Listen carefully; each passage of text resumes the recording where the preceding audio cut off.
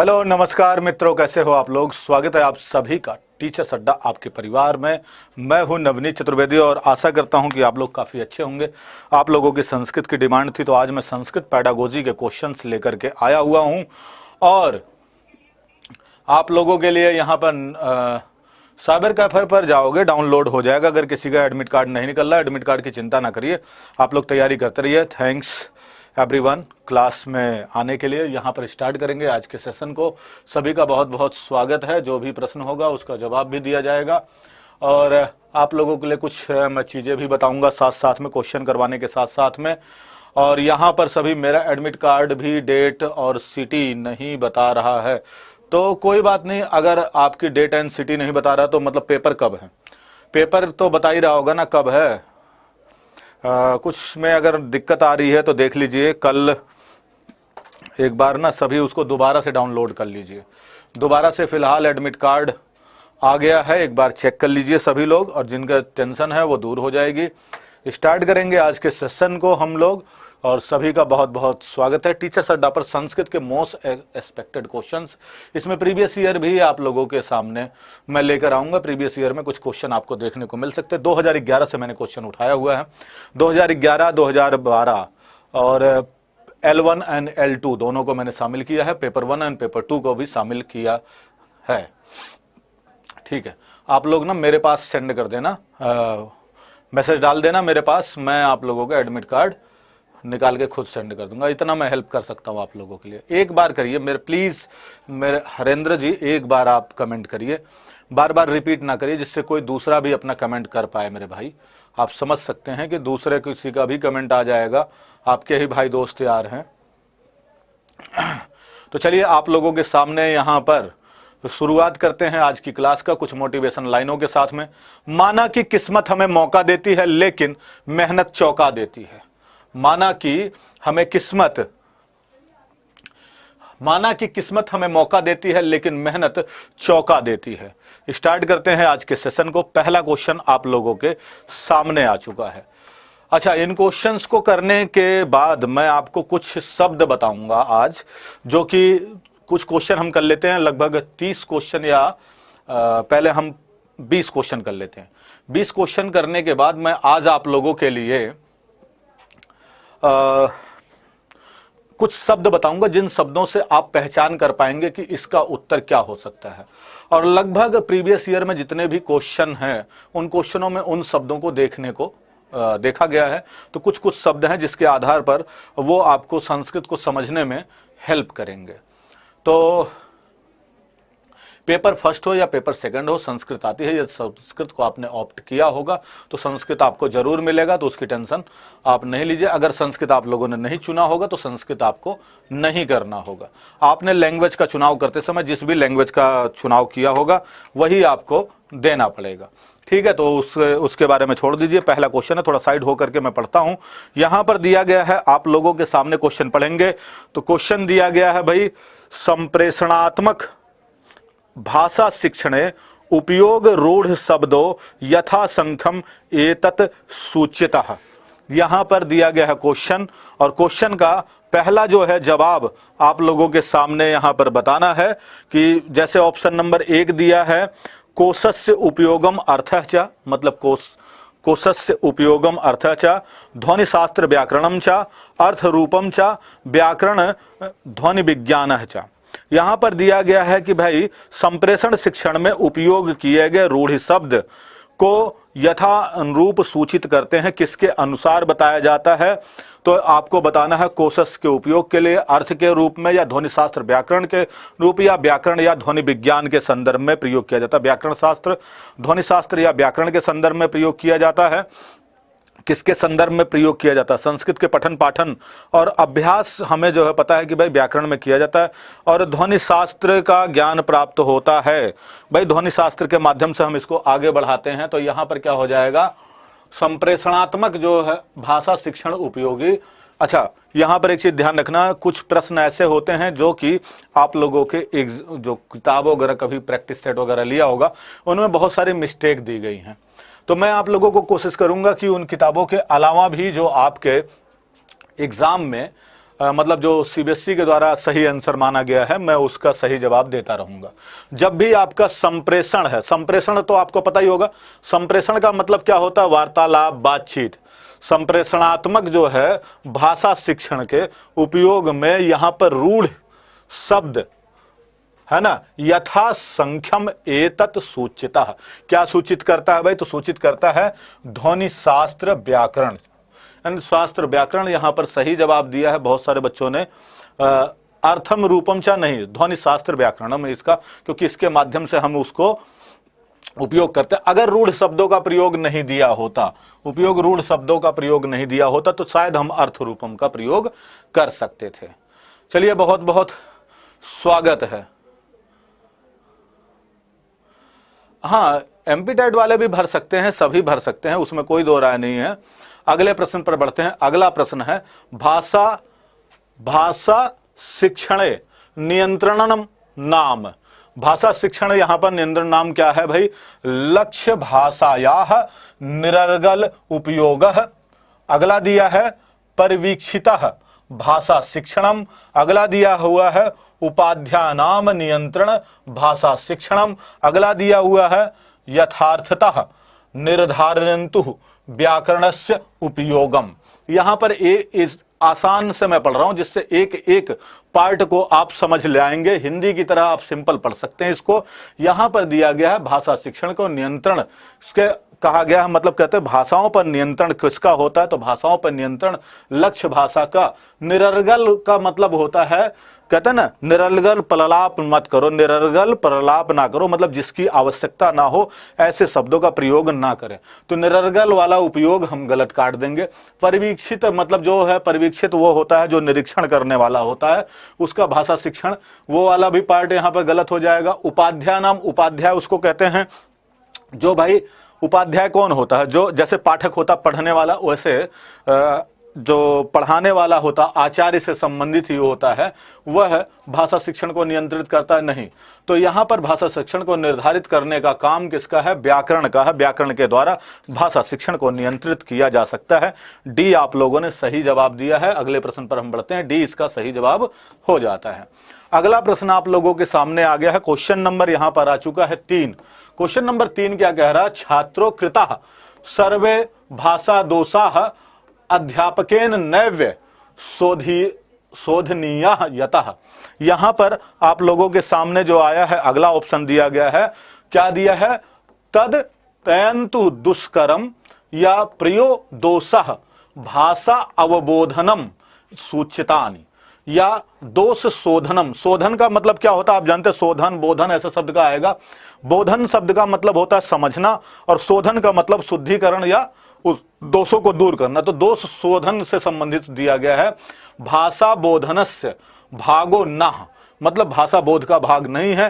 छात्र शिक्षकान परीक्षितुम स उद्देश्यम, उद्देश्य के साथ में, सोद्देश्यम मतलब उद्देश्य के साथ में, दोषान कुर्वन्ति। यहां पर आप लोगों के सामने जो प्रश्न दिया गया है, इसको देखो, ये क्वेश्चन क्या कह रहा है आप लोगों के सामने, कि आप इसका मतलब कह रहा है कि छात्रों के द्वारा किए गए सभी प्रकार के भाषा दोषों को दूर किया जा सकता है। मतलब यहाँ पर नैव्य शोधयामि, नहीं किया जा सकता, नहीं शोध किया जा सकता, मतलब नहीं सुधारा जा सकता। ऐसे संदर्भ में तो क्या होगा भाई, तो प्रायः भाषा दोष को स्पष्ट करने में विसंगति को सूचित कर सकते हैं, ना कि यहां पर क्या होगा, ना कि तदंत दुष्करम दोष शोधानाम तथा छात्रम विशास परीक्षितुम स उद्देश्यम दोषवान कुर्वन्ति।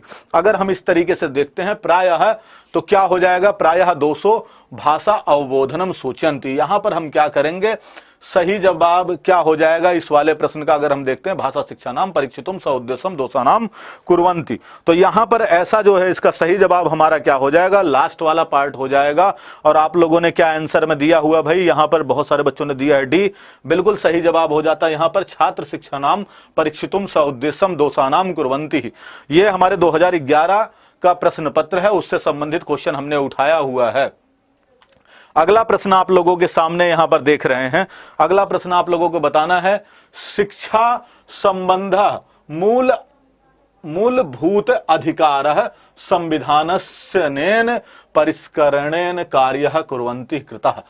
यहां पर दिया गया है शिक्षा संबंध से मूलभूत जो शिक्षा का अधिकार था संविधान के संशोधन के द्वारा। यहां पर परिष्करण का मतलब होता संशोधन, संविधान के कौन से भाग से किया गया, मतलब कौन के किसके माध्यम से किया गया है, तो संविधान से सब में लिखा हुआ संविधान के कौन से, यहां पर परिष्करण संविधान संशोधन इसका मतलब हो जाएगा संविधान संशोधन के कौन सा है भाई, यहां पर 63 मेन या 37 मेन या 53 मेम या 57 मेन।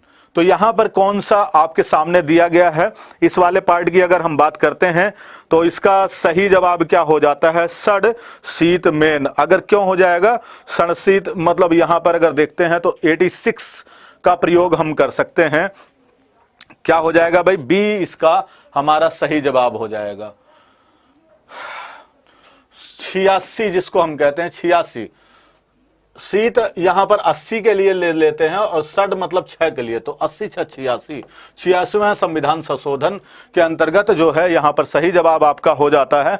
अगले प्रश्न पर बढ़ते हैं, क्वेश्चन नंबर यहां पर जो है बी, मतलब अगला क्वेश्चन आ जाता है, उच्च प्राथमिक स्तर, उच्च प्राथमिक स्तरे पठन कौशल परीक्षितुम उत्तमम उपाय, मतलब उत्तम उपाय दिया है उच्च प्राथमिक स्तर पर पठन कौशल का परीक्षण करने के लिए या आकलन करने के लिए। परीक्षितुम का मतलब जैसे हिंदी पेडागोजी आप लोगों ने पढ़ा होगा, तो हिंदी पेडागोजी की क्लास आप लोगों ने अगर ली होगी, हिंदी पेडागोजी की जो क्लास ली होगी, तो यहां पर क्या होगा, पठन कौशल से संबंधित पूछा गया है, पठन कौशल परीक्षितुम, या इसको आप लिख सकते हैं हिंदी में आकलन, ठीक है ना, आकलन याद कर लेंगे। परीक्षितुम जहां भी शब्द आएगा तो समझ लेना आकलन से संबंधित प्रश्न आपसे पूछ रहा है, ठीक है। तो यहां पर दिया गया है, क्या क्या प्रश्न दिया गया है आप लोगों के सामने, इसको जरा ऑप्शन देख लेते हैं। तो यहां पर दिया गया है निगत पाठ यत पुस्तको उपयोगम, निगत पाठ या पुस्तको उपयोग, अभी मैं हिंदी में ही बता दूंगा, चलो। कठिनतम पाठ अनुच्छेदानाम उपयोग है और उचित काठिन्य अस्त्राणाम अदृष्टपूर्वकाम पूर्णानाम अनुच्छेदानाम उपयोग है या अभिजात काव्यानाम एवं संग्रह सदुपयोग है। तो यहां पर अगर हम बात करते हैं, आप लोगों ने यहां पर पढ़ लिया है इस क्वेश्चन को, और इसको जरा अगर मैं हिंदी में प्रयोग करता हूं आप लोगों के लिए, तो इस क्वेश्चन को हम बता सकते हैं कि उच्च प्राथमिक स्तर पर अगर बात करते हैं, उच्च प्राथमिक स्तर मतलब 6 से 8वें तक भाषा कौशल के परीक्षण के लिए सर्वोत्तम उचित उपाय कौन सा हो सकता है भाई। तो कैसे कर सकते हैं यहां पर, तो अगर हम निगत जो पाठ है उसका पुस्तकों का उपयोग करके या कठिन पाठ के अनुच्छेदों का उपयोग करके या उचित कठिन स्तर नाम का अदृष्ट पूर्वा का नाम अनुच्छेदा नाम उपयोग है, या अगर हम इसका प्रयोग करें यहां पर जो कुछ भी उचित प्रकार के कठिन स्तर के जो अदृष्ट पूर्वानाम, जिसको हमने पहले नहीं देखा है, अदृश्य शब्द है, दृष्ट या दृश्य शब्द देखने से, आ मतलब होता है आ उपसर्ग लगाते हैं, तो आ उपसर्ग का प्रयोग कैसे करेंगे, आ का मतलब हो जाता नहीं के संदर्भ में, नहीं के संदर्भ में, और जिसको हमने पहले पूर्व में नहीं देखा हुआ है, ऐसे अनुच्छेदों का उपयोग करके, मतलब अपठित जिसको कहा जाता है, अपठित के उचित कठिन स्तर का प्रयोग करके हम उसको कर सकते हैं, परीक्षण लिया जा सकता है, या अभिजात काव्य नामो संग्रह उपयोगम, या अभिजात कर्म के संदर्भ में प्रयोग किया जा सकता है। तो यहां पर अगर हम देखते हैं इस क्वेश्चन का सही जवाब तो क्या हो जाएगा, यहां पर सी इस तरीके से सही जवाब हो जाना चाहिए, क्योंकि देखो पढ़े हुए पाठ के अलावा अगर अपठित कोई पाठ है उससे संबंधित हम बच्चों के पठन के कौशल को परीक्षण लेना चाहते हैं, तो सबसे ज्यादा उत्तम उपाय ये हो जाता है, कोई भी पाठ हमने नहीं पढ़ा है और उससे संबंधित हम उससे प्रश्न पूछ रहे हैं, तो मतलब पढ़े वाले पाठ का तो सभी बता सकते हैं, पढ़े वाला पाठ का तो मतलब रटने वाला आंसर हो जाएगा, लेकिन कोई अपठित है जिसको हमने नहीं पढ़ा हुआ है और उससे संबंधित बच्चा पढ़ता है, पढ़ने के बाद जब उसका उत्तर देता है, मतलब उसकी अंडरस्टैंडिंग, उसकी समझ जो है आगे विकसित हो जाती है। तो इसके संदर्भ में यहाँ पर हमारा सही जवाब ये हो जाएगा, जब परीक्षितुम करेंगे आकलन करेंगे। तो देखो हिंदी में क्या होता है, इस तरह के प्रश्न कई बार आते हैं, यहां पर प्रयोग किया जाता है पठित। पठित वाले में आकलन नहीं किया जा सकता, लेकिन अपठित वाले में आकलन करना आसान होता है, क्योंकि वहां पर उसकी अंडरस्टैंडिंग और समझ को हम प्रयोग कर सकते हैं। तो चलिए अगला प्रश्न यहां पर देख लेते हैं। अगला प्रश्न आप लोगों के सामने आ जाता है कि छात्राणाम स्वायत्तता प्रोन्नति कर्तुम परिणामकारिषु मार्गेषु एकः। यहां पर है परिप्रश्न कर्तुम छात्राणाम प्रोत्साहनम। अब यहां पर प्रश्न क्या कह रहा है कि छात्रा को स्वसत्ता, यहां पर स्वायत्तता मतलब होता है भाई स्वतंत्रता, जैसे कहते हैं ना स्वतंत्र पूर्वक बच्चों को प्रश्न पूछने के लिए। अगर हम इसको इस तरीके से समझना चाहें कि भाई अगर छात्रों में हम क्या चाह रहे हैं, स्वायत्तता को प्रश्न करने के लिए प्रोत्साहित करना चाह रहे हैं, मतलब चाहते हैं कि वो प्रोन्नति करे, तो उसका सबसे ज्यादा प्रभावी कौन सा एक मार्ग हो सकता है।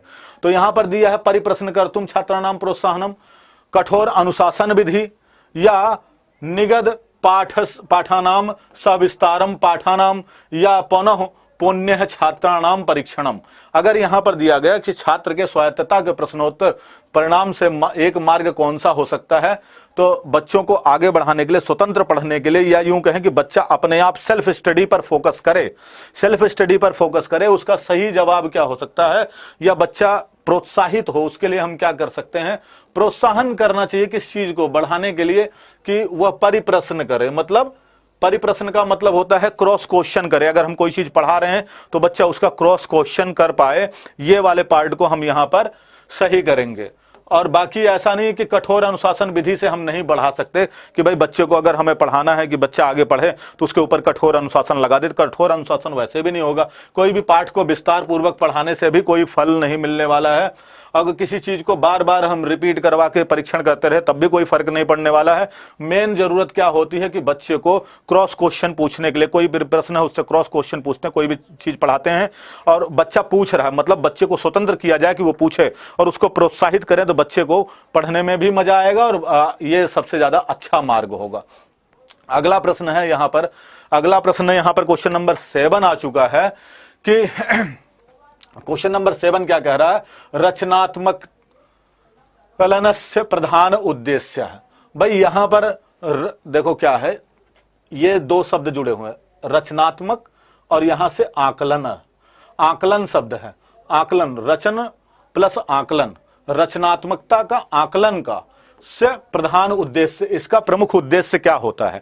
देखो थोड़ा सा सिलेबल जैसे इंग्लिश में आप प्रयोग करते हैं वैसे हिंदी मतलब संस्कृत में भी प्रयोग कर लेंगे तो बहुत आसान हो जाएगा। क्यों, रचनात्मकता तो आपने हिंदी में पढ़ाई हुआ और यहां पर बस जोड़ दिया है, का के साथ में आ को जोड़ दिया, तो रचना प्लस आकलन है ना। रचना का आकलन, रचना के आकलन का प्रधान उद्देश्य क्या है, आकलनस्य, अस्य शब्द का प्रयोग करके यहां पर क्या किया, मतलब का रचनात्मकता के आकलन का प्रधान उद्देश्य क्या है, तो का शब्द का प्रयोग यहां पर इसके लिए प्रयोग कर दिया गया। प्रधान उद्देश्य कौन सा हो जाता है, तो ऐसे में अगर हम देखते हैं उत्तीर्णतः अनुत्तीर्णतः निर्धारणम, बच्चों को उत्तीर्ण और अनुत्तीर्ण की श्रेणी में बांट देना। और अगला जो है यहां पर हो जाता है उपलब्धि मापन, उपलब्धियों को मापन करना, या बोधनस्य अध्ययनो उन्नति कारणम, या छात्र दोषानाम अन्वेषणम। अब यहां पर छात्रों को दोषों को देखना है, छात्र दोष अन्वेषण, 3 शब्द जुड़ा हुआ है। यहां पर क्या दिया हुआ है, बोधन अध्ययन उन्नति कारणम, उपलब्धि मापन। आप देखिए यहां पर सेम हिंदी को आप देख रहे हैं, ठीक है ना। यहां पर आप देखिए हिंदी, अगर आपने हिंदी की पेडागोजी मेरे से पढ़ी है और अगर आप हिंदी कहीं से भी पढ़ी है, हिंदी पेडागोजी को अगर आपने अच्छे से पढ़ी है तो संस्कृत आप लोगों के लिए बहुत ही ज्यादा आसान हो जाएगा। यहां पर आप देख लीजिए, कोई दिक्कत नहीं। मुझे इतना लगता है कि बच्चे अगर तैयारी कर रहे हैं, संस्कृत लिए हैं, तो संस्कृत में इतने ज्यादा थोड़ा सा आप हल्का सा रुक के पढ़ेंगे तो बहुत मजा आ जाएगा, बिल्कुल आसान हो जाएगा। तो रचनात्मक आकलन का प्रधान उद्देश्य क्या है, उत्तीर्ण और अनुत्तीर्ण की श्रेणी में बांट देना, निर्धारित कर देना, या उपलब्धि का मापन कर देना है, या बोधन को, उन्नति के कारण को जानना है यहां पर, या छात्र के दोषों का अन्वेषण करना है। तो रचनात्मकता का भाई हमारा मेन उद्देश्य क्या होता है, यहां पर अगर हम देखते हैं ज्ञान के अध्ययन में उन्नति के ना होने का कारण हम जानना चाहेंगे तो ये हमारा होगा बोध वाला, अंडरस्टैंडिंग वाला पार्ट, सी वाला। और आप लोगों ने सी दे दिया है, मुझे पता है बहुत सारे बच्चों ने दे दिया है। तो सही जवाब आप लोगों का हो जाता है यहां पर भाई कौन सा, सी। अगले प्रश्न पर बढ़ते हैं। अगला प्रश्न आप लोगों के सामने है। अब यहां पर अगला क्वेश्चन आ चुका है, क्वेश्चन नंबर 8वां। क्वेश्चन नंबर 8वां क्या कह रहा है, व्याकरण बोधनस्यो उत्तमम उपाय। व्याकरण के बोध का यहां पर सर्वोत्तम उपाय क्या है, स्वविवेकम व्याकरणस्य अभ्यासन उपयोगः, अलंकारम बोधेन केंद्रीकरणम, या अलंकार यहां पर व्याकरण कारणानाम एकीकृत उपयोगः, या व्याकरण सूत्राणाम छात्रों कंठस्थीकरणम। अब देखिए यहां पर आप लोगों के सामने मैंने टुकड़ों टुकड़ों में ही कर दिया है आप लोगों के सामने। अब आप लोगों के सामने सर हिंदी पेडागोजी का विकास कुमार जी, मेरे भाई अगर आप लोगों को नहीं पता है तो आज सुबह की क्लास 12 बजे वाली क्लास हिंदी पेडागोजी की मैराथन ली है। और जिन बच्चों ने देखा होगा तो जरूर बताया होगा, लगातार कंटिन्यू बिना पानी वानी पिए मैंने 100 क्वेश्चन सुपर फास्ट करवाया हुआ है और उसमें भी समझाने का प्रयास किया। अगर आप लोगों ने नहीं देखा है तो जरूर देख लीजिएगा, प्लीज मेरी रिक्वेस्ट है। और उस क्लास आपको बहुत हेल्पफुल मिलने वाली है, ठीक है, उसको एक बार जरूर चेक कर लेना। और संस्कृत अभी पढ़ रहे हैं, प्लीज संस्कृत के बारे में बात करिए। और मैं कोशिश कर रहा हूं कि यहां पर भी आप लोगों को थोड़ा सा ज्यादा क्वेश्चन हो जाए, आप लोगों को मिल जाए क्वेश्चन। मैं तैयार कर रहा हूं पेडागोजी आप लोगों को पढ़ाने की, ठीक है ना। तो चलिए मेरे दोस्तों, यहां पर आगे क्वेश्चन आप लोगों ने देख लिया और इसका जवाब आप लोग दे ही रहे होंगे। 8वें का सी दे रहे हैं यहां पर कि व्याकरण से कारण एकीकृत उपयोग आप बता रहे हैं। तो देखो अगर आप इस क्वेश्चन का देख रहे हैं, व्याकरण बोध का भाई अस्य, तो सही जवाब यहां पर क्या हो जाता है भाई, दिया गया है उच्च प्राथमिक स्तर हो, तो यहां पर क्या हो जाता है, अतः व्याकरण के बोध और ज्ञान का सर्वोत्तम उपाय क्या होगा भाई, विवेकपूर्ण व्याकरण का अभ्यास और व्याकरण सूत्रों को याद करवाना हो जाएगा क्या, नहीं जी। यहां पर हमें किसी भी प्रकार से व्याकरण के कंठस्थ को विवेकपूर्ण से करवाना या छात्रों में कंठस्थीकरण करवाना या केंद्रीकरण करवाना, क्या हमारे पढ़ने पढ़ाने का व्याकरण का मुख्य उद्देश्य अलंकार बोधन से केंद्रीकरण, मतलब क्या हमारा ये केंद्रित होना चाहिए व्याकरण पर, अलंकार पर केंद्रित होना चाहिए, तो नहीं होना चाहिए। स्वविवेक से कोई व्याकरण का अभ्यास उपयोगी होगा भाई, नहीं होगा। और व्याकरण सूत्र को छात्रों को कंठस्थी करवा देने से, अब देखो क्या होता है, कभी कभी हमारे एग्जाम में ऐसे प्रश्न आ जाते हैं, हमें 3 तो पढ़ने में आ रहा है कि भाई हम इसको पढ़ जा रहे हैं, इसको पढ़ ले रहे हैं, इसको पढ़ ले रहे हैं, अभी इनको पता है कि इसके संदर्भ में ये नहीं पूछा गया है, तो हम क्या करेंगे, हमारा बचा हुआ वाला जो ऑप्शन है हमने सी वाले को सही बता दिया। क्यों, हमें 3 पता, 3 नहीं, चौथा अपने आप सही आंसर हो जाएगा।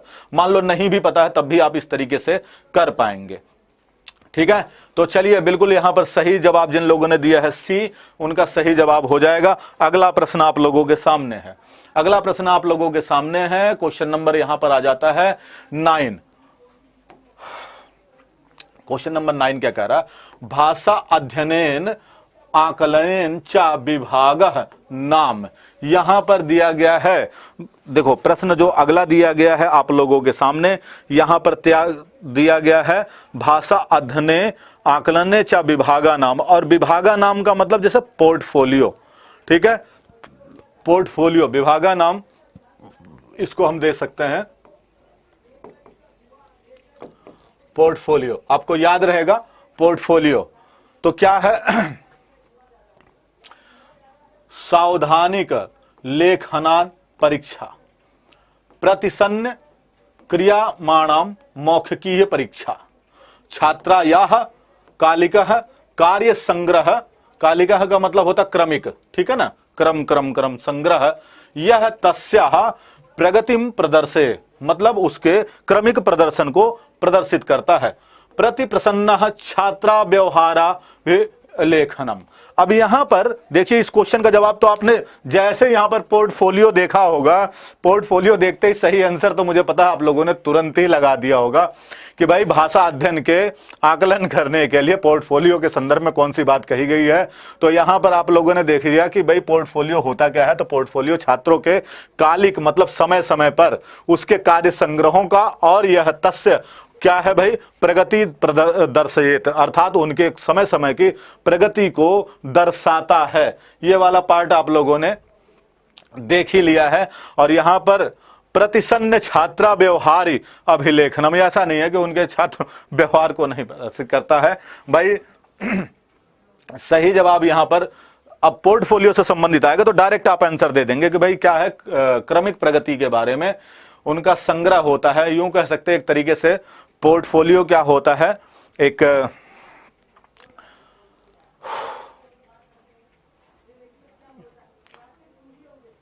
भाई इतने कामयाब तो जरूर बनो जो आज आपका मजाक उड़ा रहे हैं कल शर्मिंदा हो जाएं। आपका जल्दी रिजल्ट आ जाएगा एग्जाम के बाद। चलिए अगले पर पढ़ते हैं।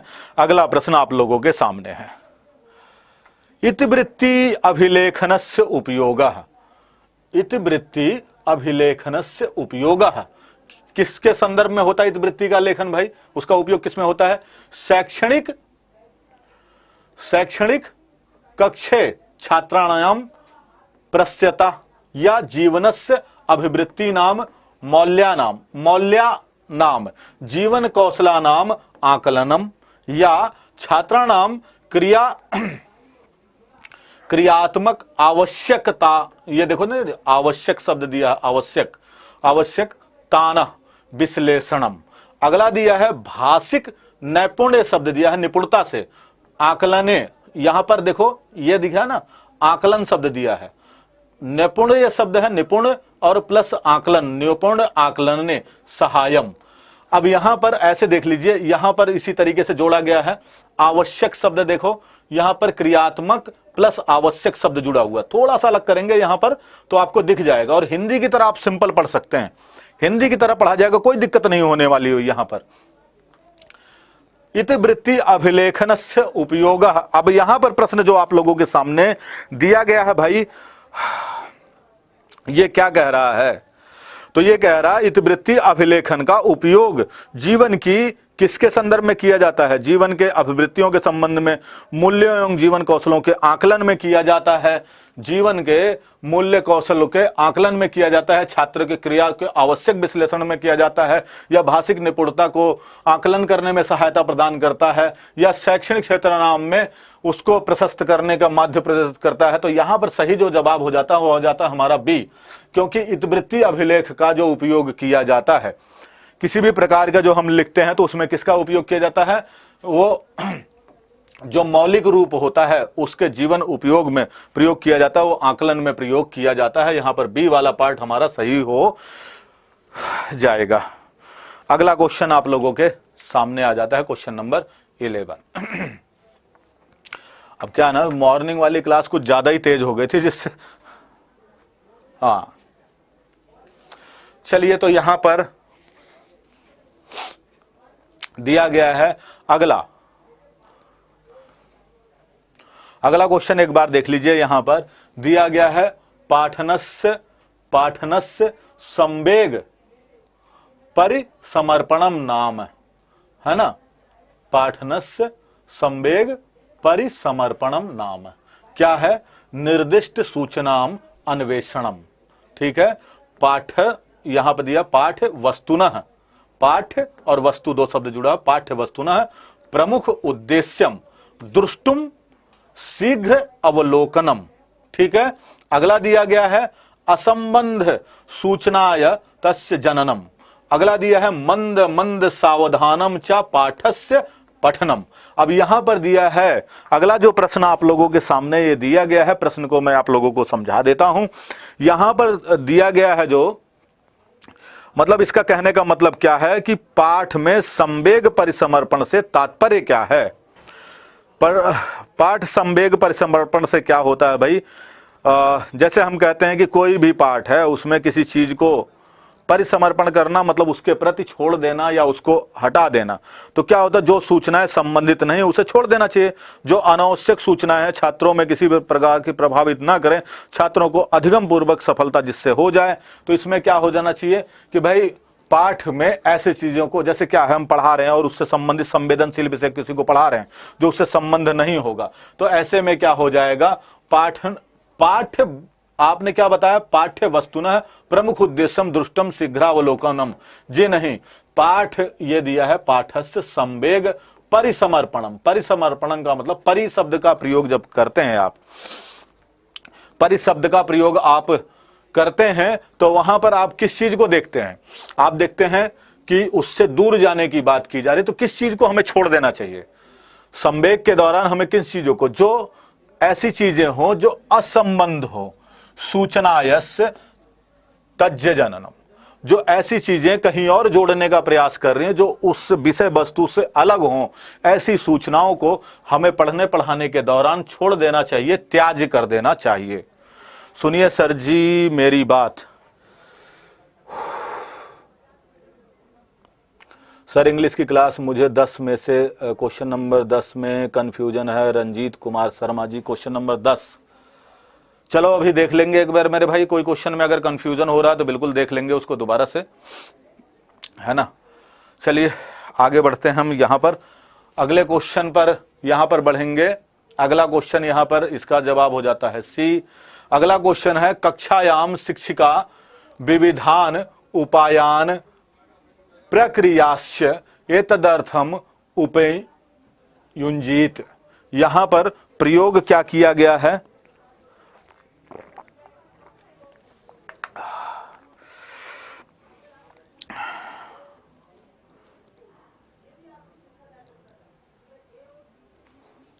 दिया गया है कक्षा में जो शिक्षिका है वो विविध प्रकार के उपाय और प्रक्रियाओं को प्रयोग करती है। किसके लिए प्रयोग करती है भाई, विविध प्रकार की प्रक्रियाओं का प्रयोग क्यों करती है, तो ये विविध प्रकार की क्रिया प्रक्रिया या हम कहें टीचिंग मेथड का प्रयोग अध्यापिका किसके लिए कर रही है। यहां पर अगर बात करते हैं कक्षा में जो शिक्षिका है वो विविध प्रकार के उपाय और प्रक्रिया को एतदर्थम उपजीत, मतलब यहां पर विभिन्न प्रकार के उपायों को कैसे प्रयोग करती है। स्ववैद्यम प्रदर्शितुम, मतलब जो कुछ भी उन्होंने सीखा उखा है, ज्ञान वान लिया है, उन सबको प्रदर्शित करने के लिए, या परिणाम ताह छात्रानाम आकलितो, परिणाम के लिए छात्रों का आकलन करने के लिए, या शीघ्र पदोन्नति को स्थिर करने के लिए, या विविध छात्रायाः प्रकारणाम आवश्यकता पूरितिम। भाई कोई भी विभिन्न प्रकार की अगर विविध प्रकार के टीचिंग मेथड्स का प्रयोग कर रहा, विभिन्न प्रकार की क्रियाकलापों का उपयोग कर रहा है बच्चों को पढ़ाने के लिए, तो किस लिए कर रहा है, इसलिए कर रहा है कि जो हमारी कक्षा में विविध प्रकार के जो छात्र हैं, विभिन्न प्रकार के जो छात्र हैं, उन सभी की आवश्यकताओं की पूर्ति हो जाए। क्योंकि आजकल क्या है, इंक्लूसिव एजुकेशन चल रहा है जिसमें समावेशी शिक्षा कहते हैं। हर प्रकार के बालक हमारी कक्षा में मौजूद होते हैं और हर प्रकार के बच्चों की जो कक्षा है उसमें जो है उनकी आवश्यकताओं की पूर्ति हो जाए, इसलिए जो है विविध प्रकार के शिक्षणों का उपयोग किया जाता है। अगले प्रश्न पर हम चलते हैं। अगला प्रश्न आप लोगों के सामने है यहाँ पर। ओ तो मेरी गलती है भाई, मैं उसमें माफ़ी मांगूंगा कि अगर मैं पहले से शुरू करवाता तो शायद एक एक शब्द मैं आप लोगों को पढ़ाते हुए आगे बढ़ता, लेकिन टाइम का अभाव था, कई सारी चीज़ें थी, उस पर हम नहीं जाएंगे अभी, जिसकी वजह से मैं रेगुलर क्लासेस नहीं ले पाया।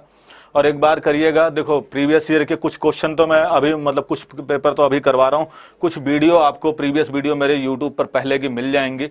तो 2019-20 में भी मैंने कुछ आप लोगों को करवा रखा है, तो उसको भी चेक कर सकते हैं। उसमें थोड़ा सा मैंने स्थिर से और आराम से बता रखा है, उसमें मैंने और आराम से आप लोगों को बता रखा है। उसमें एक एक प्रश्न को भी मैंने और अच्छे से समझा रखा है। उस वाले पार्ट को भी देख लीजिए, इसमें भी मैं करवा रहा हूँ। कल भी क्लास लूँगा, कल हो सकता है और भी अच्छे तरीके से मैं करवाऊँ। कल कोशिश करेंगे और भी बेहतर तरीके से करवाएं, क्योंकि करवाना तो ही आप लोगों को बेहतर करवाएंगे। और अभी कुछ मैं 20 क्वेश्चन तक पहुंच जाऊं। 20 क्वेश्चन के बाद कुछ शब्दों को मैं लिखवाऊंगा, जिन शब्दों से आप कुछ क्वेश्चनों को पहचानने में बहुत आसानी हो जाएगी आप लोगों को, ठीक है ना। तो आप लोग बस धैर्य बनाए रखना, कुछ शब्दों को आप नोट कर लेना, उन शब्दों को मैं आपके बोर्ड पर ही लिखने वाला हूं। तो चलिए अभी देख लेते हैं, यहां पर आपके सामने क्वेश्चन नंबर 13 कह रहा है। क्वेश्चन नंबर 13वां क्या कह रहा है? क्वेश्चन नंबर 13वां आपसे कह रहा है, यदा अध्यापिका अवगमने कलेशाम कलेशान न्यूनतः च ज्ञातुम परीक्षिता करोति तादृशी परीक्षा एव भवति। यहां पर दिया गया है, यहां पर प्रश्न क्या दिया गया है? प्रश्न आपसे पूछा गया है। यह प्रश्न क्या कह रहा हमसे? प्रश्न ये कह रहा है कि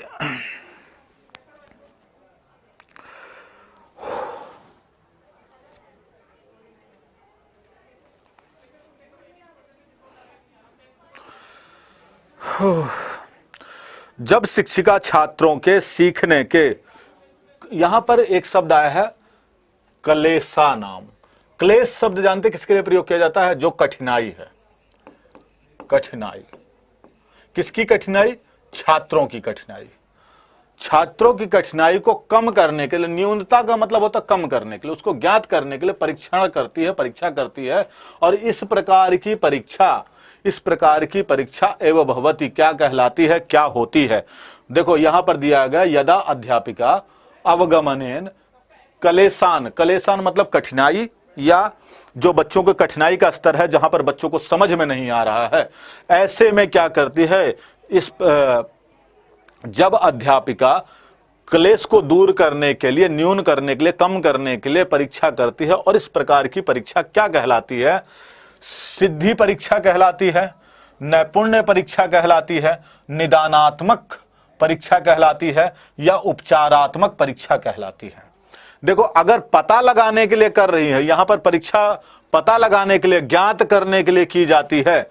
जब ज्ञात करने के लिए की जाती है, ज्ञात करने के लिए जब परीक्षा की जाएगी, पता लगाना, जांच करना, ज्ञात करना, तो निदानात्मक परीक्षा के अंदर आएगा। अगर यहां पर चिकित्सा शब्द लिखा होता, उपचार शब्द लिखा होता, उसको दूर करने की बात की गई होती, तो वहां पर हमारा क्या है? उपचारात्मक शिक्षण आ जाता। यहां पर लेकिन सिर्फ पता लगाने, ज्ञात करने के लिए, और ज्ञात करने के लिए उनके क्लेशों को, उनके कष्टों को, बच्चों को न्यून करने के लिए, ज्ञात करने की जो परीक्षा है, चाहती है कि उनके कष्टों को दूर कर दिया जाए, उसको जानने के लिए जो परीक्षा करती है। ऐसे में क्या होगा? अब ध्यान रखना, यहां पर इस क्वेश्चन का जवाब कई सारी किताबों में गलत मिल जाता है। कुछ लोग इसको डी बता देते हैं, ठीक है। कुछ लोग इसको क्या बोलते हैं कि डी बता देते हैं, उपचारात्मक परीक्षा, जबकि उपचारात्मक परीक्षा नहीं होगा। ज्ञातुम शब्द है जानना, और जानने में हमेशा निदान होता है, डायग्नोसिस होता है, इसलिए यहां पर सी आंसर होगा, ठीक है। बहुत सारे बच्चों ने, मैंने देखा था डी लगाया था, यहां पर भी आपको डी ही दिखेगा। अभी देखना, हाँ ये देखो डी दिखेगा, मुझे पता था, क्योंकि जो हम प्रीवियस ईयर के क्वेश्चन में उठाया हमने, तो जिन किताब से उठाया है उन वहां भी वही आंसर था, इसलिए मैं बता देता हूं आपको, इसका सही जवाब डी नहीं बल्कि सी होगा। अगला प्रश्न आप लोगों के सामने यहां पर देख रहे हैं, अगले प्रश्न का जवाब देना है। यहां पर मधु कुमार गुप्ता जी कह रहे हैं क्लास फास्ट करिए।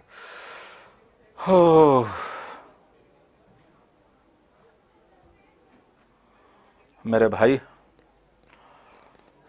चलिए अगले पर बढ़ते हैं। अगला प्रश्न आप लोगों के समक्ष है। अगला प्रश्न क्या कह रहा है? Question number 14। क्वेश्चन नंबर 14 कह रहा है कि छात्रायाः कथायाः अंतः परिवर्त्य कथा पुनर्लिखितुम यदा निर्देश्यन्ते तथा प्रधान उद्देश्य। दिया गया है, क्या है? कार्य संग्रह कौशल वर्धनम। दूसरा दिया है टिप्पणी लेखन शक्ति वर्धनम। अब आपको यह भी पता, वर्धनम मतलब बढ़ाना, शक्ति मतलब योग्यता, लेखन का लेखन, टिप्पणी मतलब टिप्पणी, कार्य मतलब कार्य और संग्रह, कौशल वर्धन करना है। भाव प्लस अनुवाद जुड़ा है यहां पर, भावानुवाद कौशल वर्धनम, भाव अनुवाद कौशल को वृद्धि करना, वर्धन मतलब वृद्धि करना। छात्र सृजनात्मकता वर्धनम। अब यहां पर देखिए अलग अलग करना, छात्र सृजनात्मकता वर्धनम, इसको अगर आप देखेंगे तो आंसर मिल गया आपका, है ना। पता चल जाएगा, एकदम पता चल जाएगा। देखिए यहां पर आप देखेंगे, अब इस क्वेश्चन का जवाब अगर दे देंगे बिना हिंदी बताए, जवाब मुझे पता है आप लोग बहुत आसानी से दे देंगे। यहां पर सिंपल सा प्रश्न पूछा गया है कि भाई छात्रा या छात्रा के अगर हम बात करते हैं, किसी कहानी के अंत में छात्रों को कक्षा में परिवर्तन करके पुनः लिखने के लिए दिया जाता है। मतलब हम क्या कह रहे हैं, निर्देश दिया जाता है कि कोई कथा का अंत परिवर्तित कर दिया जाए। छात्रों से कहते हैं कोई कहानी हमने पढ़ाया और आपसे कहता हूं कि इस कहानी का अर्थ परिवर्तन कर दो, मतलब इस कहानी का अंत परिवर्तन कर दो। अंत परिवर्तन से संबंधित पूछा गया। हिंदी में भी आप लोगों ने पेडागोजी देखी होगी, सेम वही है संस्कृत वाली। कह रहा है कि छात्रा को कथा पढ़ाया गया और उसके बाद क्या दिया जाता है कि पाठ के अंत परिवर्तित करके कथा को पुनर्लिखित, दोबारा से लिखिए। और यह निर्देश करता है। और इस ऐसे क्या है, प्रधान उद्देश्य क्या है हमारा, ऐसा करवाने का प्रधान उद्देश्य क्या है कि संग्रह कौशल को वृद्धि करवाना है? नहीं। टिप्पणी लेखन की शक्ति को वर्धन करवाना? नहीं। भाव अनुवाद कौशल को वर्धन करवाना? नहीं। तो क्या करवाना है? छात्र का सृजनात्मक वर्धन करवाना है, मतलब सृजनात्मकता को वृद्धि करवानी है। जब वो लिखेगा तो क्या हो जाएगा है? तो यहां पर सही जवाब क्या हो जाता है? डी हो जाता है ना, डी हो जाएगा। बहुत सही, कोई बात नहीं रविकांत यादव जी, 2-4 दिन की बात और है मेरे भाई। 2-4 दिन आप लोग ना, बस रिजल्ट आ जाएगा तो मुझे भी थोड़ी सी खुशी मिल जाएगी। देखो आप लोगों को समझ में आ रहा है कि नहीं आ रहा, पहले ये बता दीजिए। बहुत सारे बच्चे कह रहे थे समझ में नहीं आ रहा, और मुझे लग रहा है कि भाई ऐसा तो नहीं है कि बहुत मैं इसको टुकड़े टुकड़े में कर रहा हूं जिससे आप लोगों को ना संस्कृत में खुद आंसर देना आ जाए। जरूरी नहीं कि जो मैं क्वेश्चन करवा रहा हूं वही आपके एग्जाम में आए, लेकिन दूसरा अगर उससे संबंधित कोई आएगा तो आप उसको टुकड़े टुकड़े में करके अपने आप आंसर निकाल सकेंगे।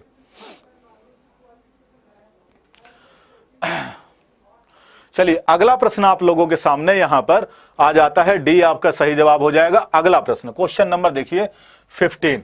क्वेश्चन नंबर 15 आप लोगों के सामने।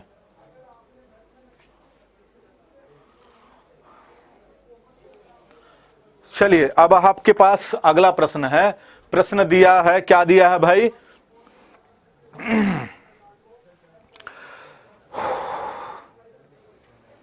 यहां दिया है परिणाम कार्य भाषा कक्षायाः प्रधान स्वरूपम छात्राणाम ईदृशम भवति यत्रा अवकाश अस्ति। यत्रा अवकाश अस्ति, इसको हम अलग अलग कर देते हैं। अब यहां पर दिया है अवकाश के समय परिमाणकारी भाषा कक्षा का प्रधान उद्देश्य क्या होना चाहिए। अब यहां पर क्या होना चाहिए, अगर मान लो कि बीच में कोई कक्षा हम पढ़ा रहे हैं और उससे में क्या है दिया है परिणामकारी भाषा कक्षाया प्रधान स्वरूपम छात्राणाम ईदृशी भवति यत्र अवकाशो अस्ति।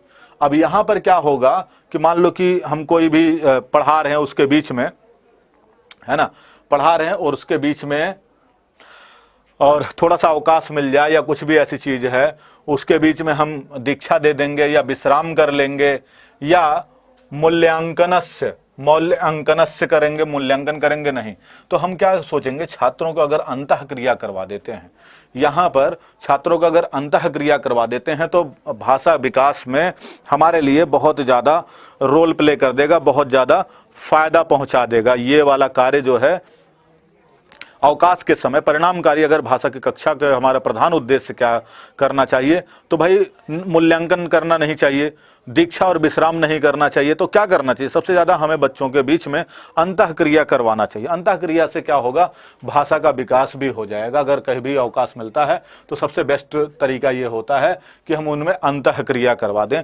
आपस में बातचीत कर लेंगे बच्चे, तो थोड़ा सा उनके भाषा का भी विकास हो जाएगा और बच्चे भी आगे बढ़ते चले जाएंगे। और अगले प्रश्न पर बढ़ते हैं। अगला प्रश्न आप लोगों के सामने दिया गया है, क्वेश्चन नंबर 16।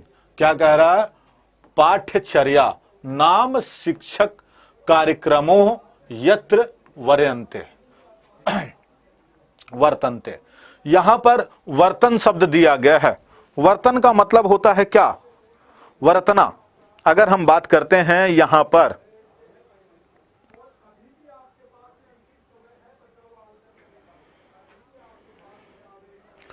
किस चीज का प्रयोग किया गया है? अध्यापकाः कर्मचारिणी मानव सम्य मूलानि च। दूसरा दिया है पाठ्य वस्तु बोधनस्य युक्तः अधिगम, अधिगम शब्द दिया है, अधिगम आतः अनुभवः। यह दिया है आकलन प्रतिमानानि च। अगला दिया है बोधन उद्देश्यः। साधि, यहां पर दिया है साधितः न वेति मूल्यांकनः पायः प्रयुक्त, प्रयुक्त यो भी अभिलेखानि च, अभिलेखानि च। तो इसको अगर अलग अलग हम करते हैं तो सिंपल सा जो क्वेश्चन पूछा गया है, यहां पर जो प्रश्न पूछा गया है आप लोगों के अंतर्गत कि पाठ्यचर्या नामक जो है शिक्षण कार्यक्रम के अंतर्गत क्या होना चाहिए भाई? क्या क्या चीजें शामिल होनी चाहिए? तो पाठ्य वस्तु शामिल होना चाहिए, बोध शामिल होना चाहिए, अधिगम या अधिगनाम तक शामिल होना चाहिए, अनुभव और आकलन शामिल होना चाहिए। अगर हम देखते हैं इसके अंदर पाठ्यचर्या के अंदर क्या क्या चीजें शामिल की गई हैं, क्या क्या चीजें जो है, जो शिक्षण कार्यक्रम है हमारा, ये पाठ्यचर्या का शिक्षण कार्यक्रम 2005 के अनुसार ही बताना, हमें एनसीएफ के अनुसार बताना है। अगर एनसीएफ के अनुसार हम बताते हैं कि किन किन चीजों को हमें शामिल किया गया है, तो एक तो पाठ्य वस्तु पर बोधन से युक्त होना चाहिए, ऐसी चीज पाठ्य वस्तुओं पर बल दिया गया है, और ऐसा होना चाहिए जो बोध से युक्त हो, अर्थात बच्चों के समझ से समझ के अंतर्गत आते हो। इसके अलावा क्या है? अधिगम, अधिगम का मतलब है, अधिगम जो है लर्निंग से संबंधित है। उसके अलावा क्या है? अनुभव की बात कर रहा है, आकलन की बात कर रहा है और प्रतिमान की बात कर रहा है। ये सारी चीजें शामिल होना चाहिए। बोध यहां भी दिया है, साधिता दिया, व्यक्ति मूल्यांकन से संबंधित नहीं दिया गया है। प्रयुक्त अभिलेखानि च ये नहीं है। यहां पर अध्यापक कर्मचारी, इनका तो मेल है ही नहीं कोई। इन सारी चीजों पर सबसे ज्यादा बल दिया है पाठ्यचर्या के अंतर्गत शिक्षण कार्यक्रम में जो बात की गई है उसमें इतनी सारी चीजें हमारी शामिल होनी चाहिए।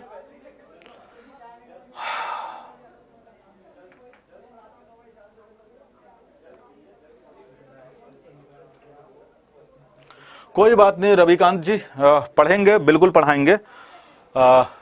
थोड़ा सा कुछ चीजें मैं भी चाह रहा हूं आप लोगों को करवा दूं। भाषा अधिगमे बहुभाषिकत्व भवति। अब भाषा अधिगम में बहुभाषिकता का क्या महत्व है, अब ये बताना है। भाषा अधिगम से संबंधित हिंदी में भी दिया है कि मतलब भाषा अधिगम में बहुभाषिकता क्या बाधा उत्पन्न करती है। बहुत जगह पे मैंने देखा है इसको जो है बताते हैं कि भाषा अधिगम जो है भाषा उत्पन्न करती है, और इसका आंसर जानते बहुत सारे मैंने देखा है किताबों में, जो किताबें आ रही हैं प्रीवियस ईयर सॉल्व करने के लिए, वो बताते हैं कि ये भाषा जो है बाधा उत्पन्न करती है पठन पाठन में, और क्योंकि स्कूल की भाषा और घर की भाषा बिल्कुल अलग अलग होती है। तो भाई भाषा के अधिगम में, भाषा के सीखने सिखाने में बहुभाषिकता जो है वह क्या होती है? परम स्वयं होता है, भार होता है, या पद्धति होती है, या बाधा होती है?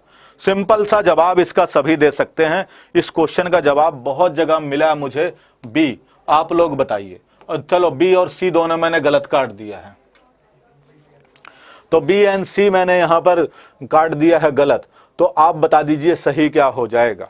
बाधा उत्पन्न नहीं करती है, बल्कि क्या हो जाएगा यहां पर? पद्धति नहीं, यहां पर परम स्वयं। यहां पर हम बात करते हैं, मतलब ये क्या है? सीखने सिखाने का एक तरीके से क्या है, हमारे लिए उपयोगी होती है। परम स्वयं अपने आप सिद्ध है और इसको प्रयोग किया जा सकता है। एक जो है यहां पर आएगा सही जवाब, जबकि बहुत सारी किताबें जो हैं उनमें दिया हुआ है। इवन मैंने बहुत सारी ट्रस्टेड किताबें में भी देखी हैं। देखो मैं नाम तो नहीं लेना चाह रहा था, लेकिन मैं बता दूं, जैसे कि कई हैं, एक तो आप अरिहंत देखते ही हैं, अरिहंत के अलावा भी आपका घटना चक्र में भी मैंने देखा। इवन बाणी प्रकाशन की जो किताबें आती हैं उनमें भी इसका आंसर जो है आपको बी दिखाया जाता है। मतलब कई सारी किताबें मैं देखूं, 3-4 किताबें मैंने देखी, लेकिन उसमें ये आंसर मिलता है। तो थोड़ा सा आप लोग करेक्ट जरूर कर लेना। और क्योंकि ये लोग ट्रस्टेड किताबों का दावा भी करते हैं, बहुत सारी किताबें हैं। तो चलिए आगे बढ़ते हैं, थोड़ा सा संभल करके करना। अब देखो जिन किताब से मैंने लिया ना खुद, उसमें भी आपको ये दिख रहा बी आंसर, जबकि बी आंसर नहीं होगा, क्योंकि क्वेश्चन तो मुझे कहीं ना कहीं से उठाना ही है। तो टाइपिंग वाले हमारे भाई ने शायद उस चीज को देखा नहीं जो मैंने हाथ से लिख के दिया था। चलिए कोई बात नहीं। इतने कामयाब तो जरूर बनो, इतने कामयाब तो जरूर बनो, जो आज आपका मजाक बना रहे ना, कल वो शर्मिंदा हो जाए। Thank you so much. अरे हाँ, एक भाई देखो सुपर टाइट का नया बैच जो एकदम न्यू, सारे सब्जेक्ट अलग अलग मिल रहे हैं, उनको अगर लेना चाह रहे हैं तो पूरा कंप्लीट होगा। इसमें सारे टीचर आपको अलग अलग दिखेंगे भाई। और अब की डीप जैसा भी हो रहा हो, पहले कुछ बच्चों का थोड़ा बहुत जो भी शिकायतें थी उनको दूर करते हुए इस वाले पार्ट को हम शुरू कर रहे हैं। और जो उन्होंने महापैक लिया होगा तो उनके लिए तो भाई कोई दिक्कत ही नहीं है, उनको तो पढ़ने को मिलेगा ही मिलेगा। कोई नया लेना चाहता है तो उसको ले सकते हैं। और कोई भी देखो ये 3 नंबर दिए हैं, इनमें से किसी पे भी कॉल करके इससे संबंधित इन्फॉर्मेशन ले सकते हैं। कोड आप लगा सकते हैं Y178 लगा सकते हैं। चलिए अभी हम आगे बात करेंगे। और DSSB का भी बैच आ चुका, बहुत सारे बच्चे आपके जानने वाले पूछ रहे होंगे तो उनको आप बता सकते हैं। ये 3 फोन नंबर नोट कर लेना, इनमें से किसी पे भी आप कॉल कर सकते हैं। चलिए इसी के साथ में अगले क्वेश्चन पर बैठते हैं। अगला क्वेश्चन आप लोगों के सामने, क्वेश्चन नंबर आपके सामने आ चुका है, क्वेश्चन नंबर 18। क्वेश्चन नंबर 18 का जवाब देना है, देखते हैं कौन देता है सही जवाब। 18 नंबर क्वेश्चन आप लोगों के सामने है। यहां पर दिया है वाक्य कौशलम, वाक्य कौशलम सम धारयन्तु उत्तमो उपायः। यहां पर आप दिया है संवर्धन शब्द का प्रयोग कर दिया है, संवर्धनतुम उत्तमो उपाय। वाक्य कौशल का मतलब वाचन कौशल का संवर्धित अर्थात बढ़ाने का सर्वोत्तम उपाय क्या है। अब यहां पर क्या है भाई, वाक्य कौशलम, वाक्य कौशल अर्थात वाचन कौशल, वाचन कौशल का संवर्धन, संवर्धन मतलब वृद्धि करना, बढ़ाने का। यह तुम उत्तमम उपाय, यहां पर उत्तम उपाय कौन सा है, वाचन कौशल को आगे बढ़ाने का उत्तम उपाय कौन सा है।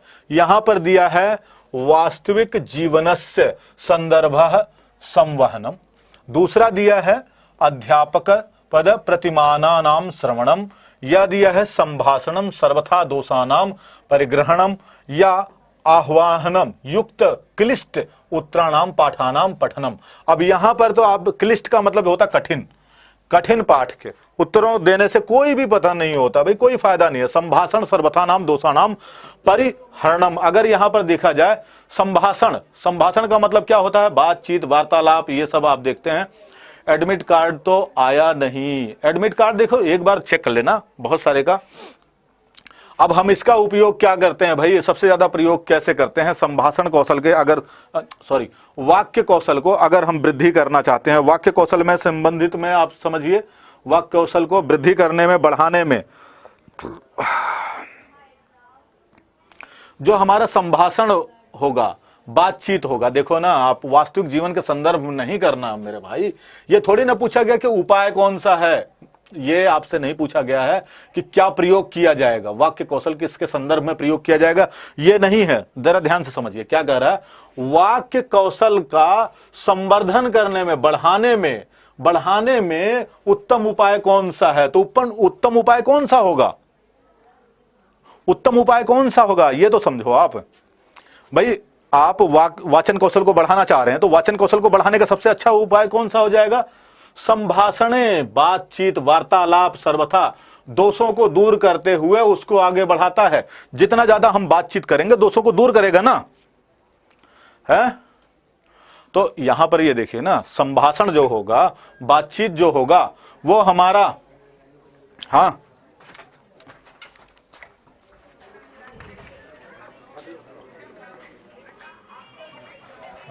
पर चल रहा।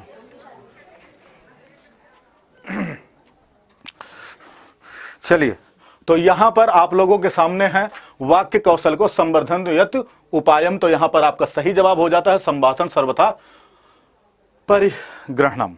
तो चलिए अगले प्रश्न पर बढ़ते हैं। इसका सही जवाब हो जाता है आपका सी, और यहां पर भी हो सकता है सी। चलिए अगला क्वेश्चन है 19वां क्वेश्चन। 19वां क्वेश्चन कह रहा है भाषा, यहां पर भाषा कक्षाया नाम क्या दिया है, आसन्न अव्यवस्था परिवर्तन सहाय यस्यात् यतः।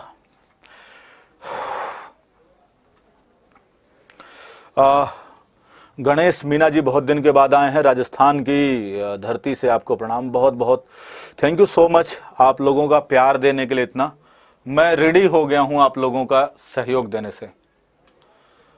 चलिए अगला प्रश्न आप लोगों के सामने दिया गया है, यहां पर बताना है क्वेश्चन आप लोगों के सामने। प्रश्न क्या कह रहा है? प्रश्न कह रहा है भाषा कक्षा में आसन व्यवस्था परिवर्तनशील होनी चाहिए। क्यों भाई? ये जान तो क्या कह रहा है? भाषा की कक्षा में, भाषा कक्षायानाम आसनस्य व्यवस्था परिवर्तनशील ऐसा है यस्यात् यतः। मतलब आज मैंने आपको अपने पास बिठाया, कल दूसरे के पास बिठाया, कल तीसरे के पास बिठाया। मतलब क्या है, आपको बैठने की जो स्थिति है ना, अलग अलग जगह आपको बिठाया गया है। अच्छा, ये वाला कार्य क्यों करवाया जा रहा है? अगर हम ये कहते हैं कि एक कक्षा में बच्चों को रोज एक ही जगह पर नहीं बैठने दे रहे हैं, हम क्या कर रहे हैं, उसको अलग अलग जगह बिठाने का प्रयास करें। एक ही बच्चे को उसके आसन परिवर्तन की बात करें, उसको एक जगह से दूसरी जगह बिठाने का कार्य करें, तो क्या होगा? हाँ, तो क्या होगा? तद अध्यापकेन उत्तरदायित्वम अल्पीकरोति। यह ऐसा करने से अध्यापक का जो है उत्तरदायित्व कम हो जाता है। अच्छा, अनुशासन पालने अध्यापकस्य सहायम करोति। ऐसा करने से अनुशासन बनाने में सहायता मिलती है। किसकी? अनुशासन पालन करवाने में अध्यापक की सहायता करेगा। ऐसा क्या इसलिए करवाया जा रहा? नहीं। पौनः पुण्य स्थान परिवर्तना छात्राणाम सहायम करोति। तो क्या ऐसा है सहायता करेगा? नहीं जी। यहां पर क्या होगा? युगल क्रिया सामूहिक क्रिया चा प्रोत्साहित। यहां पर सही क्या होगा? जब हम एक बच्चे को अलग अलग दोस्तों के साथ में बिठाते हैं, बच्चा समूह में फिर सीखेगा, समूह में सीखेगा, और अलग अलग बच्चों के साथ में जब जाएगा तो अलग अलग वह सीखेगा, अलग अलग बात करेगा। बगल वाले से तो बात करेगा, किसी न किसी से बात तो करेगा ही ना। तो आप लोगों के सामने यहां पर क्या हो जाएगा? युगल क्रियाम सामूहिक क्रियाम चह प्रोत्साहितम। ऐसा करवाना, उसके अलग अलग उसके स्थान को परिवर्तन कर देना, आसन व्यवस्था में परिवर्तन कर देना, यह सहायता करेगा। क्या? सामूहिक क्रिया करवाने को प्रोत्साहित करेगा, युगल क्रिया को करवाने में प्रोत्साहित करेगा। इस वाले में हमारा पार्ट हो जाएगा सही जवाब डी। कोई बात नहीं। कौन कह रहे हैं? शिववाल कुमार आजमगढ़ यूपी से कि एडमिट कार्ड नहीं आया। एक बार दोबारा से चेक कर लेना, शायद एडमिट कार्ड आ जाए, शाम तक निकल जाएगा, मतलब रात तक चेक करते रहना। ठीक है, तो डी हो जाता है इसका। चलिए अगले प्रश्न पर बढ़ते हैं। अगला प्रश्न आप लोगों के सामने है। अगला प्रश्न क्वेश्चन नंबर 20 है।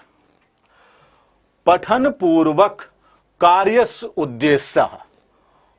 पठन पूर्वक कार्यस्य उद्देश्य यहां पर दिया है अस्य उद्देश्य। इसका उद्देश्य क्या है? कठिनानाम शब्दानाम पद उंज्यानाम च अर्थ निर्धारणम या मुख्य विषय प्रयुक्तो छात्राणाम प्रेरणम या पाठे व्याकरणासानाम या विवरणम या छात्राणाम पठन कौशलम मूल्यांकनम। अब यहां पर दिया है पठन पूर्वक कार्य का उद्देश्य आप लोगों के लिए कौन सा हो जाता है? इस क्वेश्चन का जवाब आपको देना है, आप लोगों के सामने बताना है कि पठन पूर्वक कार्य उद्देश्य कौन सा है। पठन पूर्व कार्य का उद्देश्य छात्रों के सम्मुख क्या होता है? पठन पढ़ाने से पहले का उद्देश्य क्या होता है भाई?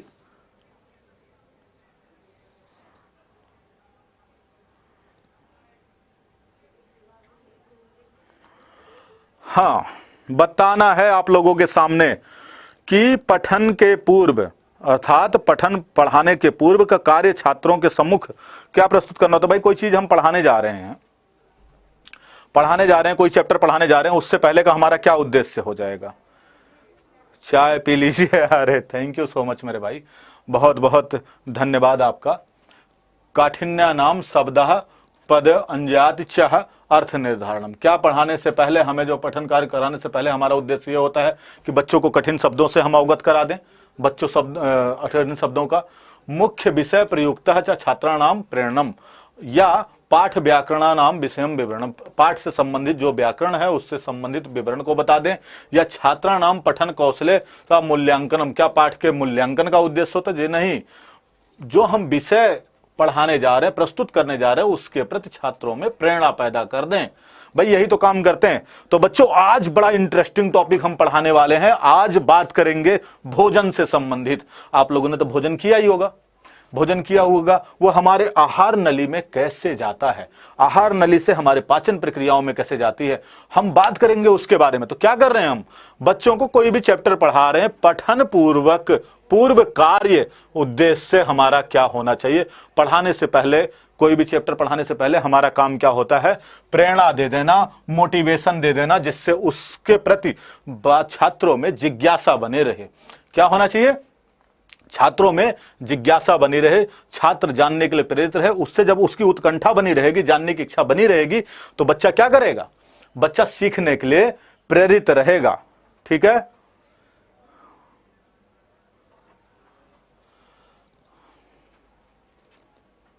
16 तारीख को रेडी आशीर्वाद, बिल्कुल आशीर्वाद मेरा आप लोगों के सामने रहेगा और आप लोग हमेशा सफलता की सीढ़ियां चढ़ते रहेंगे मेरे बच्चे। एक टीचर या गुरु का आशीर्वाद हमेशा रहता है, क्योंकि उसकी उम्मीदें और किसी से नहीं होती समाज में, उसके बच्चों से होती है। उसका बच्चा ना कहीं भी रहे, देखो क्या होता है, क्यों करता है टीचर इतनी मेहनत, बच्चा बन के कहीं भी टीचर लग जाए कोई बात नहीं, वो मिलने आए ना मिलने आए, लेकिन अगर उसके बारे में टीचर जानता है ना, तो ये कहेगा वो मेरा पढ़ाया हुआ बच्चा है। वो उसको खुशी मिलती है कि कोई दूसरी जगह अगर लग रहा है ना, तो उसको सबसे ज्यादा खुशी मिलती है। ऐश्वर्या सिंह चौहान जी, थैंक यू सो मच। चलिए अगले क्वेश्चन पर आते हैं। छात्रायाः भाषणम अधिग्रहणान्ति एवं, यहां पर दिया गया है भाषा संचरण विश्लेषणन या भाषा साहित्य अध्ययनेन तस्याः भाषायाः वाग्मयनाम विषय ज्ञान प्राप्त्या या सहजनान्तः क्रिया परिष्करणे भाषा प्रयोगेन। अब देखो यहां पर क्यों मैंने इसको छोटे छोटे टुकड़ों में इस बांटा है कि आप हिंदी भी पढ़ना जानते हैं ना, तब भी समझ जाएंगे। आज की क्लास में मजा आ गया सर, 20 में से 18 सही हुए, बहुत बहुत थैंक यू सो मच।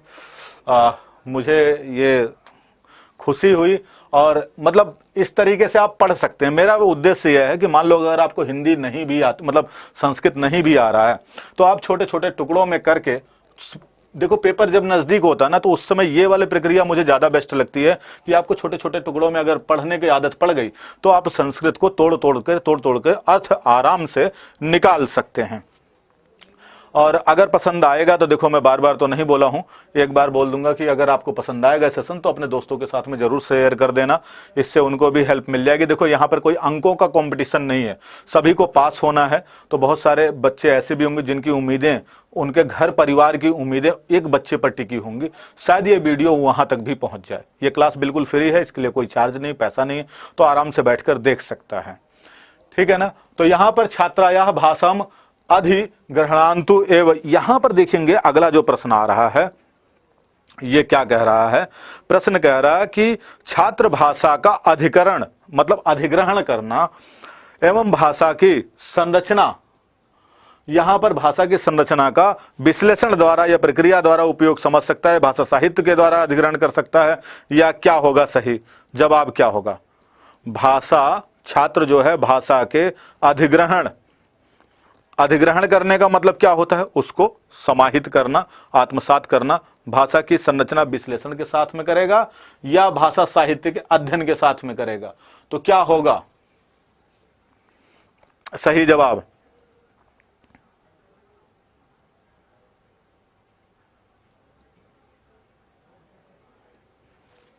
अच्छा एक चीज समझिए, अगर यहाँ पर बाल साहित्य होगा या भाषा साहित्य होगा, भाषा साहित्य या बाल साहित्य होता, उसके अध्ययन द्वारा, देखो भाषा संरचना के विश्लेषण द्वारा भाषा को अधिग्रहण तो नहीं कर पाएगा।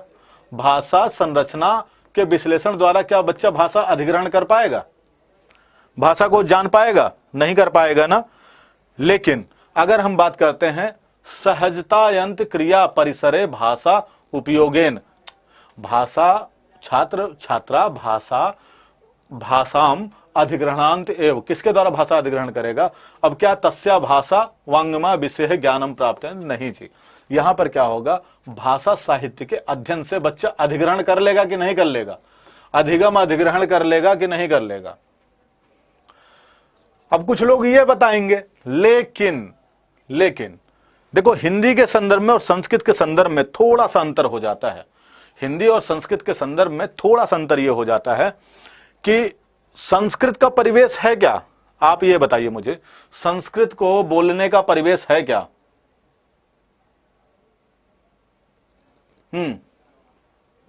संस्कृत को बोलने का परिवेश मिल जाता है क्या गली मोहल्ले परिवार में हमारे? जैसे हम कहते हैं ये तो सहजांत क्रिया परिसरे जो है भाषा उगेन, आपने बता दिया, लेकिन ये बताइए क्या संस्कृत का सहयोग मिल जाता है, परिवेश मिल जाता है हमारे आसपास में?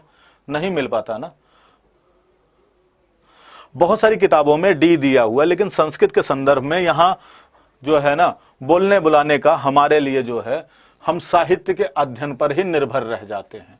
ये वाले पार्ट में थोड़ा सा हमें अंतर देखने को मिलता है, और इसका जो है सीटेट में भी आंसर आया था। यहाँ पर कौन कह रहे हैं, मीस गुप्ता जी कह रहे हैं मुझे याद है सर, अगली बार आपने पढ़ाया हुआ संस्कृत में पूरा आ गया। अरे थैंक यू सो मच मेरे भाई।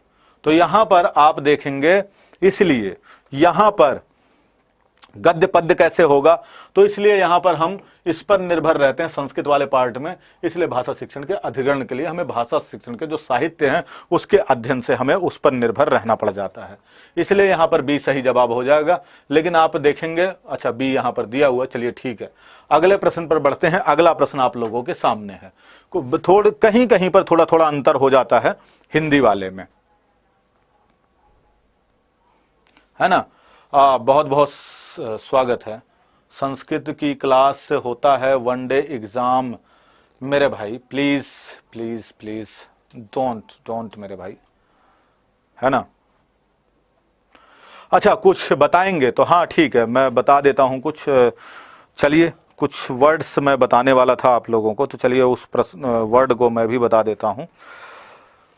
मैंने बोला जरूर था आप लोगों को बताने के लिए, तो भाई कुछ शब्दों को बोला था मैंने आप लोगों को बताने के लिए। देखो वैसे हिंदी में तो मैंने बता रखा है, लेकिन संस्कृत में फिर भी बता देते हैं। जैसे कहीं ठीक है श्री राधे श्री राधे श्री राधे, आपका नाम भी ले लिया और चीजें हो गई। जैसे एक शब्द आ जाता है कभी कभी,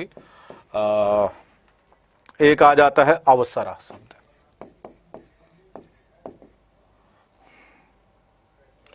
अवसरा ऐसा शब्द दिख जाता है, मतलब क्या हो जाता, अवसर देना, अवसर देना। कुछ शब्द ऐसे हैं जो बार बार हर क्वेश्चन में रिपीट होते हैं, मैं उन शब्दों को आप लोगों के सामने बता रहा हूं। अवसराह शब्द होता है अवसर देना। एक शब्द आता है जैसे आरोहात्मक, एक आता है आरोहात्मक शब्द भी प्रयोग किया जाता है जब हम पेडागोजी वाले पार्ट कर रहे होते हैं। तो क्या होता है, आरोहात्मक शब्द का प्रयोग किया जाता है क्वेश्चन में, ठीक है। आरोहात्मक का मतलब क्या होता है, अगर हम बात करते हैं आरोहक मतलब क्या हो जाता है, ये निगमन विधि से संबंधित होता है। आरोहात्मक का जब प्रयोग किया जाता है इसका मतलब क्या हो जाता है, निगमन हो जाता है। निगमन, आगमन निगमन सुना है ना। तो ये आपका आरोहात्मक शब्द का प्रयोग जहां पर किया जाएगा उसका मतलब क्या हो जाएगा, निगमन हो जाएगा, ठीक है। आगे यहां नीचे और लिख देता हूं मैं कुछ वर्ड को।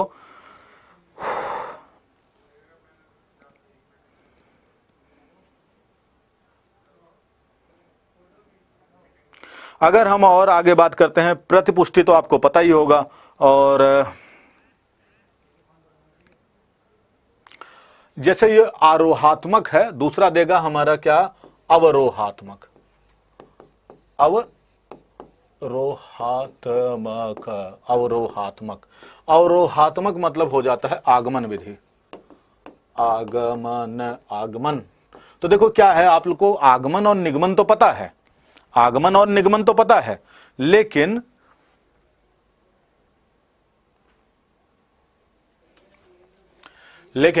क्या होगा, आरोहात्मक का मतलब आगमन हो जाएगा, और आरोहात्मक मतलब निगमन, और अवरोहात्मक का मतलब हो जाएगा आगमन। आगमन और निगमन पता है, लेकिन संस्कृत में जैसे ये शब्द देखेंगे तो इससे आपको आसानी हो जाएगी। सर जी कितने क्वेश्चन वीडियो वाली क्लास से आता है रिप्लाई? वीडियो वाली क्लास से मतलब कौन सी वीडियो वाली? देखो, अगर राजेंद्र सिंह कुशवाहा जी, मेरा विचार है कि भाई सीटेट और एमए का एग्जाम एक दिन है, मैं क्या करूं समझ में नहीं आ रहा, रिप्लाई करिए। तो देखो, अगर आप जॉब पहले चाहना चाहते हैं, एमए करने के बावजूद भी, अब देखो एमए, अगर आपको लगता है कि सीटेट का एग्जाम आपका बेस्ट जाएगा, तो मैं तो यूं कहूंगा कि एक रोजगार के लिए आपके अवसर मिल जाएगा। और एमए भी है, लेकिन ये क्या है, अगर एज आपके पास है तो ठीक ठाक मैं कहूंगा वो उसको कर लीजिए। चला जरा हम इसी को थोड़ा सा इरेज करके और आगे जरा चेक कर लेते हैं, कहाँ गया। थोड़ा सा और कुछ शब्दों पर हम देखते हैं, ध्यान देते हैं, कुछ और शब्द जो आपके एग्जाम में थोड़ा सा जल्दी आपको हेल्प कर देगा, है ना।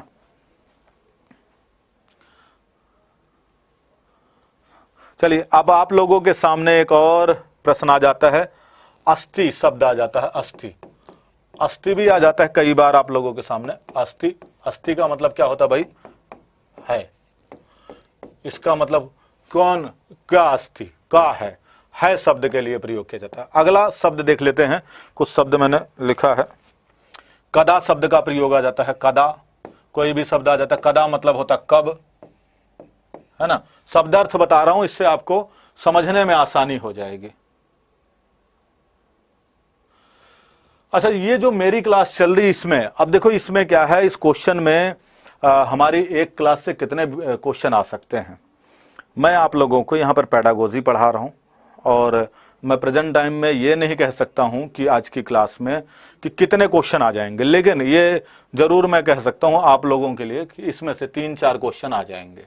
इतना नहीं कहूँगा कि भाई यहाँ पर से 20 में से 30 क्वेश्चन, 30 में से 40 क्वेश्चन आ जाएंगे, लेकिन रेगुलर अगर आप ले रहे हैं तो हर क्लास को मिला करके आप 30 नंबर आसानी से कर सकते हैं, और कुछ मेरे में से नहीं भी होंगे तब भी आप बना ले जाएंगे, मैं इतना कह सकता हूँ। हाँ, यदा मतलब जब, तदा मतलब तब। तो यदा तदा वाला वर्ड आप लोगों को पता ही है, इसलिए वो ऐसे शब्द नहीं दे रहा हूं। जो हमारे पेडागोजी में प्रयोग किया जाता है उसके संदर्भ में हम बात करेंगे। एक शब्द आता है बोध पट्टा नाम, बोध, बोध पट्टा नाम। बोध पट्टा नाम का मतलब क्या होता है? बोध पट्टा नाम। अब बोध से संबंधित आप देखेंगे तो बोध लिखते ही आपको अंडरस्टैंडिंग याद आएगा, जबकि इसको हम क्या कहते हैं? Flash card. क्या कहते हैं? Flash card. फ्लैश कार्ड कहा जाता है। फ्लैश कार्ड वर्ड यूज किया जाता है, तो बोध पट्टा नाम शब्द के लिए फ्लैश कार्ड शब्द का प्रयोग किया जाता है संस्कृत में, ठीक है ना।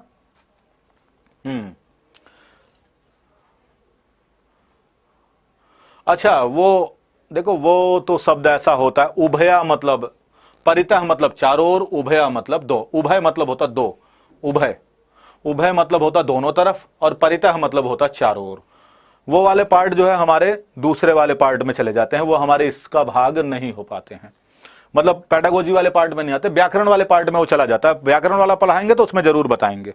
हम वो बता रहे जो क्वेश्चनों में, जैसे जैसे यदा शब्द आ गया, देखिए कदा शब्द यहां पर यदा दिया हुआ है, यदा शब्द आया हुआ है ना, तदा शब्द यहां पर आपके, तदा मतलब तब, यदा मतलब जब, यदा तदा, यदा यदा ही, जब जब, तब तब, यदा यदा ही धर्मस्य ग्लानिर्भवति भारतः, जब जब, तो यहां पर जब जब, यदा मतलब जब, और तदा तदा सृजनान्यहम्, तदा मतलब तब तब, तो ये आ गया, मतलब यदा तदा ऐसे शब्दों का प्रयोग किया जाता है। तो गोष्ठी, जैसे गोष्ठी शब्द है, गोष्ठी चर्चा नान्तरम, गोष्ठी का मतलब होता है विचार गोष्ठी, मतलब एक साथ मिलकर रहना, ठीक है।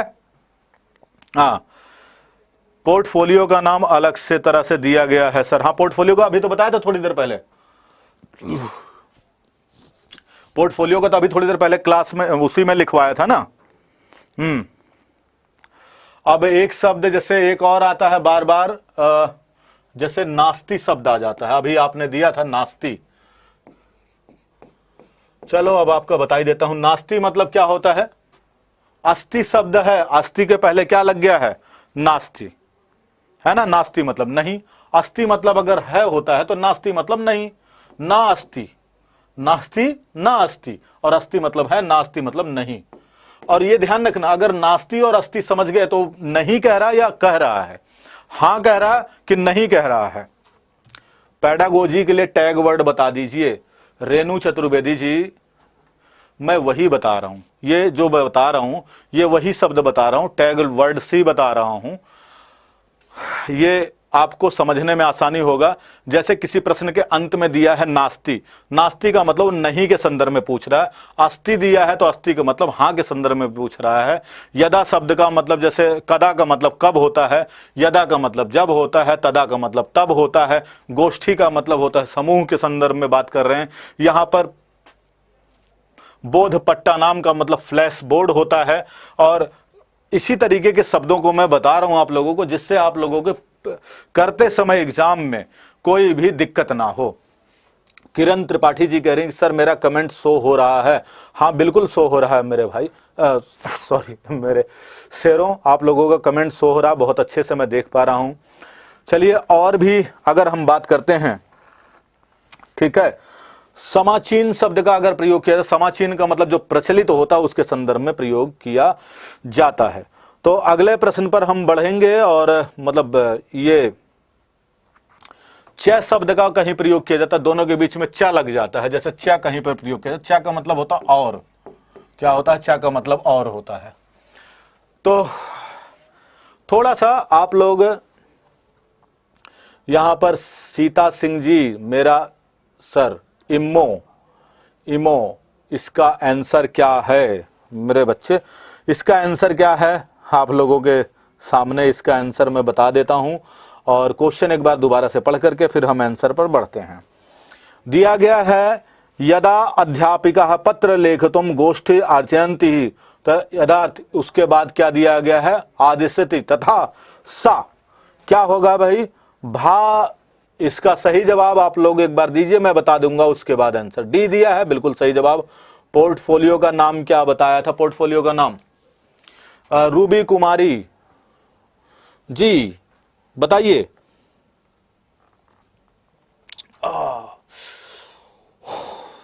गले में दर्द हो गया, कल फिर क्लास है।